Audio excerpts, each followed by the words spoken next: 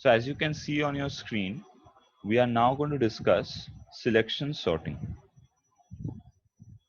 So how does selection sort behave? Now see, the objective is the same. Like you saw in case of bubble sort, you were trying to arrange your elements in ascending order or descending order. Here also it's the same. In fact, you can also arrange them in either non-increasing or non-decreasing order like we saw towards the end of the previous video. Here also in selection sort, you can arrange the elements in any of the predefined orders. But here, although the objective is the same, to arrange your elements in sequence, to arrange your elements in a well-defined order, the logic will be different. Selection sort will work in a different way compared to bubble sort. As you can see, the logic that I've written here explains selection sort as a sorting algorithm which will continuously find the minimum element and put it at the beginning of your list. Okay, so here if you are trying to sort the elements in ascending order, what will you do is you will look for the minimum element and you will take the minimum element and you will put it at the beginning of the array. If you're trying to sort the elements in descending order, what will you do? You will do exactly the opposite. You will find the maximum element and you will put it at the beginning. So you will either find the minimum element when you're trying to sort the elements in ascending order, or you will find the maximum element and you will be placing it at the beginning of the array. In either case, whether you're sorting in ascending order or descending order, you will be picking your minimum or maximum element respectively and put it at the beginning of the array. Now let's take an example. It's the same example that we saw from bubble sort. You have an array where the elements are arranged in descending order and you want to sort it in ascending order. So what will you do? See, out of all these 5 elements, which is the minimum? The minimum element is 1. So what you do is you first find this minimum element, which is 1, and you place it at the first position. Now at the first position there is 5. So how do you place it? You interchange the positions of 1 and 5. As you can see, I have swapped the positions of 1 and 5. This is how you place your elements at the beginning. Now after you have found 1 to be your minimum element in the list, you will not be considering it from the next pass onwards. From the second pass, you will look at your list, or you look at your array to consist of only 4 elements, that is 4, 3, 2 and 5. That means you have to write your code in such a way that after the first pass, the element which is at the beginning of the list is no longer considered in finding the minimum element.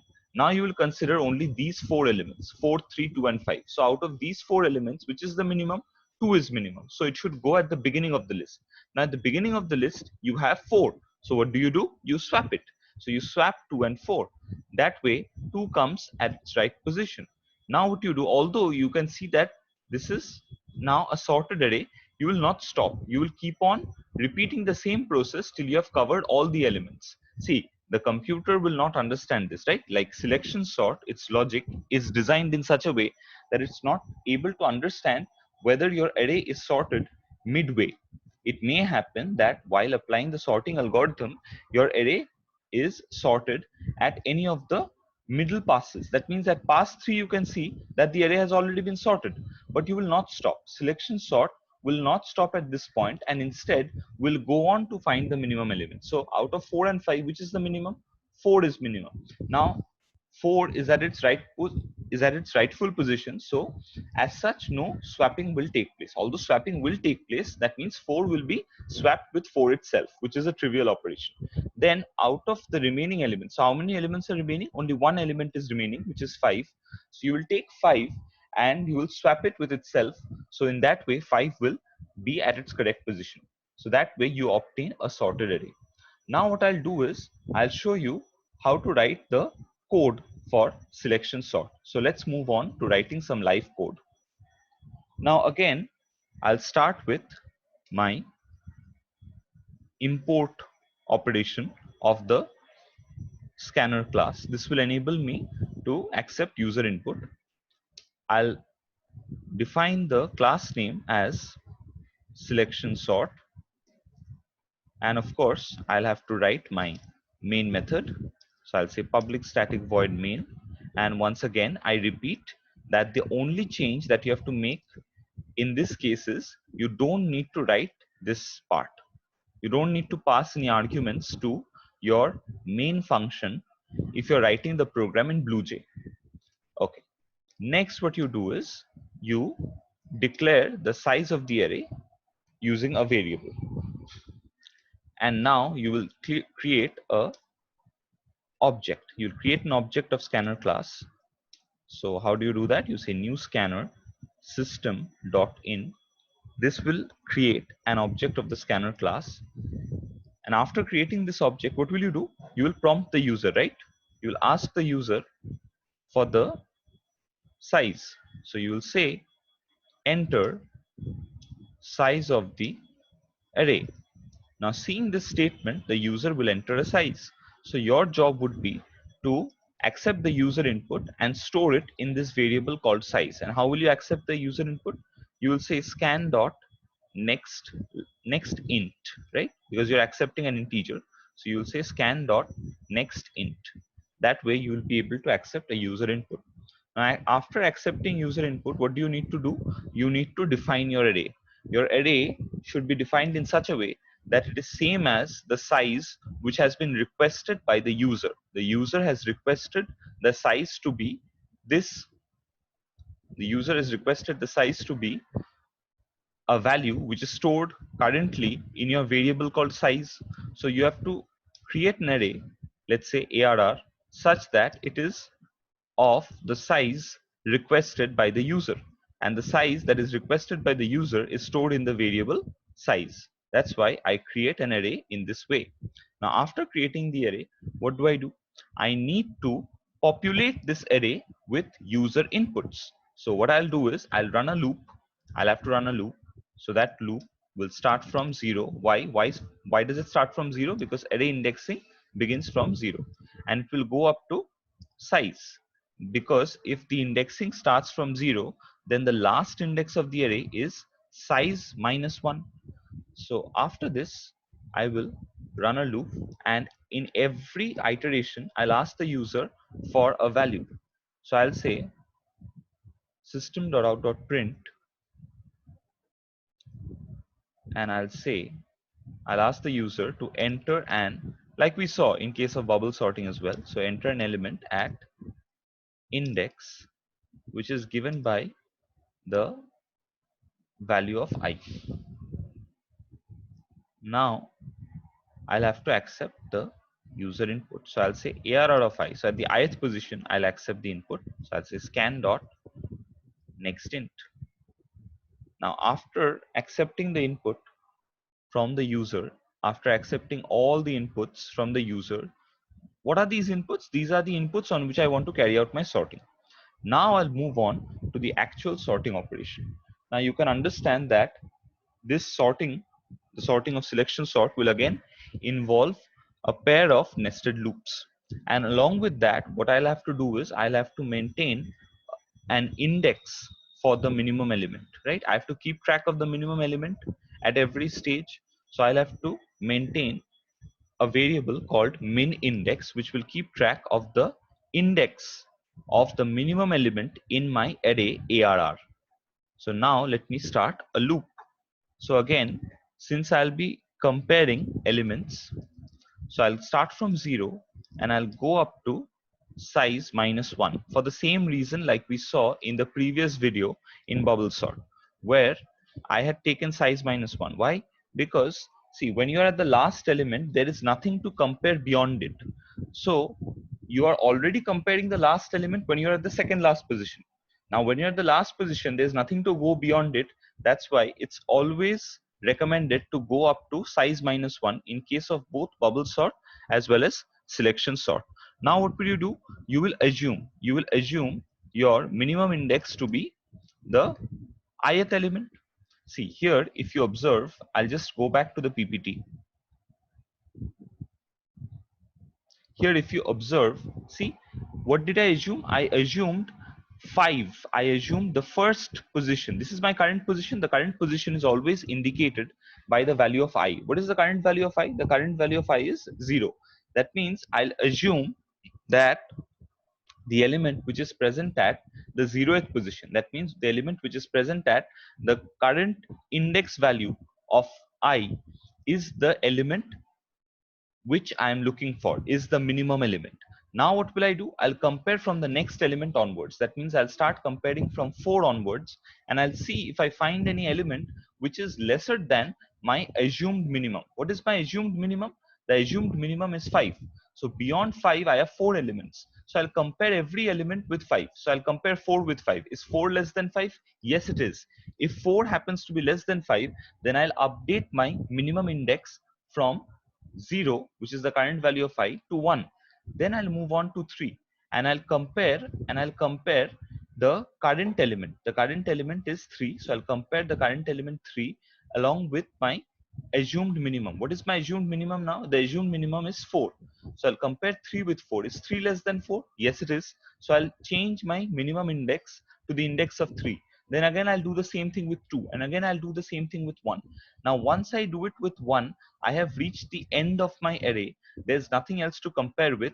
And after scanning all these elements, I find that the index of the minimum element is the index which is that of I, which is my minimum element. So in this way, I'll be finding the minimum element at every stage of my selection sort. So I'll assume the minimum index to be I, and then I'll move on to writing my next loop. So where will my next loop start from? Obviously, if I've assumed the element at ith position to be minimum index, then I'll have to start from the next position. That means I'll have to start from I plus 1, and then I'll have to check. I'll have to check till the end of my array. So I'll have to check till size, and I'll have to update my loop control variable by 1 at every stage. Now what will I do? I'll compare.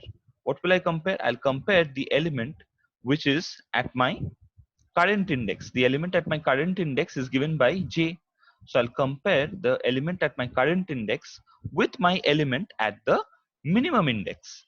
The element which I've assumed to be the minimum is currently at index denoted by min index. So I'll compare if my current element, which is at jth position, is less than my element at position denoted by min index. That means if this condition is satisfied, I need to update my minimum value. And how do I update my minimum value? I update my minimum value by changing the value of min index to the value of j, because I have found the element at jth position to be lesser than my element at position denoted by min index. Now what will happen at the end of this loop? At the end of this entire j loop, I would have found the element which is present at the minimum index. Or let's say after the end of this loop, after the end of the j loop, I would have found the index of my minimum element. I would have found the index of my minimum element. Now what will I do? Now I'll swap. What will I swap? I'll swap the element which is present at my minimum index and the element which I am currently checking with. The element which I'm currently checking with was I. So I'll simply swap the element at the minimum index and the element at position I. So for swapping, I'll use another variable called temp. So I'll say temp.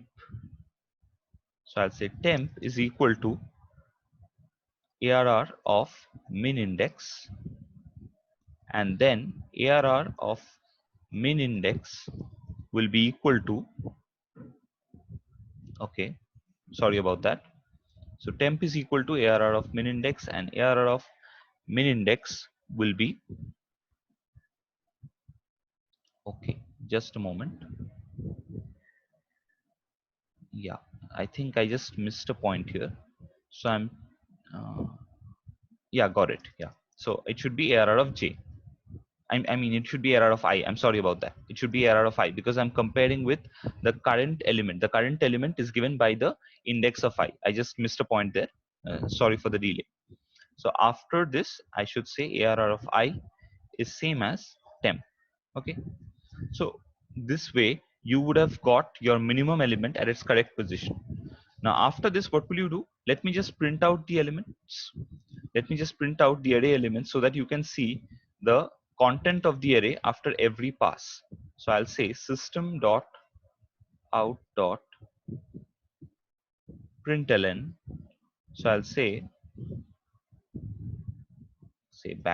\n elements of array after pass, let's say, right, the value of I here, because I denotes, in fact it should be I plus 1, like we saw in the previous case. It should be I plus 1, because let's say when the current value of I is 0, I am at pass 1. When the current value of I is 1, I am at pass 2, and so on. And then I should again go to the new line so that the formatting is proper. So here I should print out all the elements for you to see the contents of the array after every pass. So let me just paste this out so that you can understand better. And I should run a loop, right? So I should run a loop. Let me take another loop control variable. Let's call it k. And let me just run this till size. I'll go up to the end. I'll simply print out my elements. So I'll say system dot out dot print. So the elements are in array ARR. So I'll print the elements at kth position. And I'll space it out for you to see. And after this, after I'm done printing all the elements after every pass, I'll finally print the sorted order, right? So let me just copy paste and make the necessary changes so that I have to type less. So I'll simply say sorted order, right? I'll simply say sorted order. In fact, I should say ascending order, right? Because I'm sorting the elements in ascending order. So I should say ACCENDING. Okay, sorry about that typo.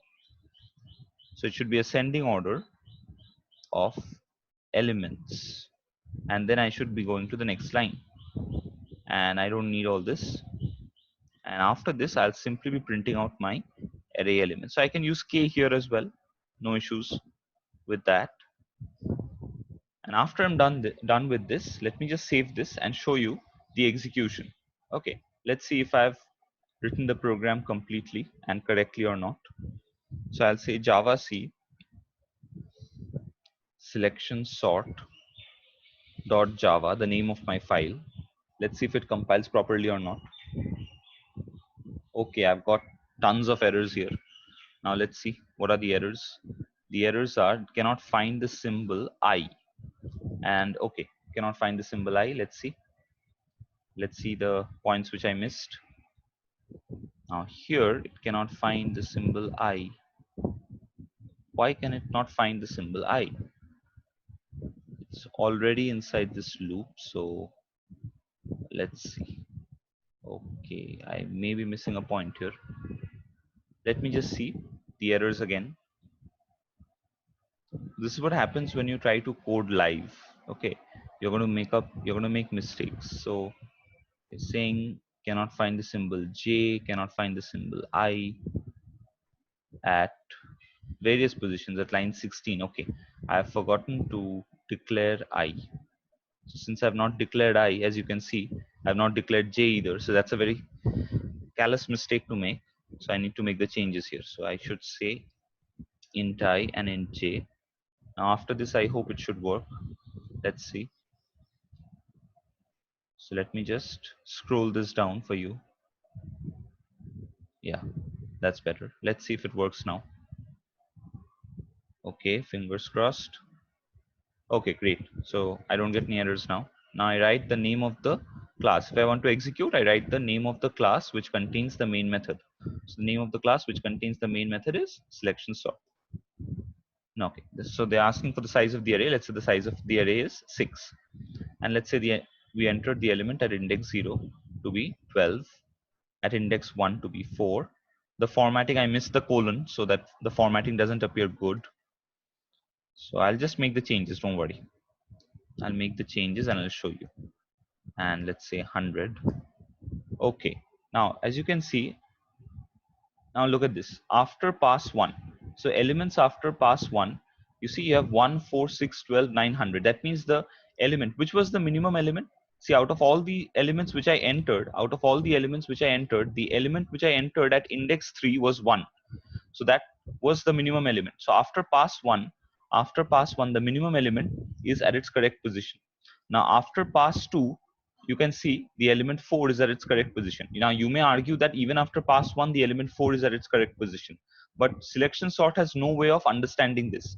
It will again look for the minimum element out of 4, 6, 12, 9, and 100, and it will find it to be 4. So it will swap 4 with itself. Then again, after pass 2, it will look at 6, 12, 9, and 100, and it will look for the minimum element. Which is the minimum element? 6 itself. So it will swap 6 with itself. Then here, out of 12, 9, and 100, it will look for the minimum element. The minimum element is 9. So it will swap 9 with the current position. Which was the current position? The current position is 12. So it will swap 9 with 12, and you get 9 here. Now out of these two, 12 and 100, you find the minimum element to be 12, which is the current position. So you swap 12 with itself, and 12 comes here. And then finally, you look for 100. So 100 is in its correct position. You swap it with itself, and this is what you get, the ascending order of elements. So what I'll do is I'll show you another execution. Now before showing you the second execution of elements consisting of duplicate values, what I'll do is I'll just make a minor change to the formatting. Because I missed the colon, it doesn't look proper. So I should say colon, right? Now this will look good. See, I'll show you two executions now. I'll show you two more executions so that you can understand this even better. So let me just scroll down and say, okay, I need to compile this because I made changes to my code. I introduced that colon, so I need to recompile my program. And now let's run it. Okay, so let's say the size of the array is 6, and let's say the element at okay, I missed the colon again. Okay, I made one minor mistake. Let me just go back again. So the index value should be before the colon, right? So that was another mistake that I made. So let me just change it. So I should say the element at index. So I should give the colon, right? Now what is happening here? Okay, just let me check one thing. I should say enter element at index. Yeah, so I should make the changes like this. So the index value should appear before the colon. Okay, now let me just go back. Yeah, now let me recompile this. Okay, now another error. Now what? Okay, so let's see. Line numbers 13. Where did I go wrong at line number 13? So at line number 13, what did I do? So I have said enter element. Okay, I missed the plus here. Forgot to concatenate. Now let me go back. Let me just clear the screen for you. Okay, now let's recompile this. And let me run this. Okay, now that looks better. So enter the size of the array. Let's say it's 6. Now, yeah, now this looks good. So enter an element at index 0. So let me have duplicate elements. Okay, so I'll say 5. Then I'll say 100. I'll say 5 again. I'll say 100 again. I'll say 10. Let me say 10 again. And let's say minus 1. Now look at this. So after pass 1, so I have duplicate elements, right? Now you can look at the sorted order. See, the sorted order is perfect. So you have minus 1, 5, 5, 10, 10, 100. So that's perfect, right? So it's giving me the correct non-decreasing order. It's giving me the correct non-decreasing order. Now let's look at each of these passes. See, after pass 1, so which was the minimum element that I entered? The minimum element was minus 1. So after pass 1, minus 1 is in its correct position.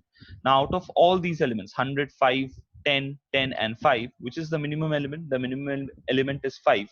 So which minimum element will it take? Which 5 will it consider? It will consider the first 5. See, there are two 5, right? There are two elements having the value 5. There is the element here, which is of value 5. Then there is the element at the last index, which is at value 5. It will choose the first 5 and it will place it in its correct position. Then it will choose the next 5 and place it in its correct position. And in this way, after every pass, you will get the correct output. Okay, now I'll make one more change. So this was what happens in ascending order. What if I want to sort my elements in descending order? Then what will I do? Then I need to make a few changes. So what I'll do is I'll write a complete program. So I'll make a new file for you. Okay, before moving on, I'll just take a breather. Now let's see what will happen in descending ordering. Okay, so what I'll do is I'll just simply copy this code and I'll paste it here. I'll just have to make a few minor changes. Look, the changes that I'll have to do is, I'll tell you. See, at the beginning portion, there are no changes to be made. You will again accept the size. You will accept the array elements one after the other. And now what you'll do is, in place of min index, okay, one change that you make here is, in place of min index, you have max index, okay? And then what you do is, you assume your max index. You assume your max index to be I. And then in place of doing it with lesser than, instead of checking whether an element is lesser than or not, you check whether an element is greater than or not. So if it happens to be greater than your element which is at the max index position, then you change your max index to be j. And after you have completed this inner loop, after you have completed this inner loop, you would have found the maximum element index. Now after finding the maximum element index, your job is to swap it with your current element. The current element is given by index of I. So the current value of I gives you the index of the current element. So what you do is, you say temp equal to ARR of max index, and then ARR of max index is equal to ARR of I, and then ARR of I is equal to temp. So that is the only, these are the only few changes that you have to make. Otherwise everything remains the same.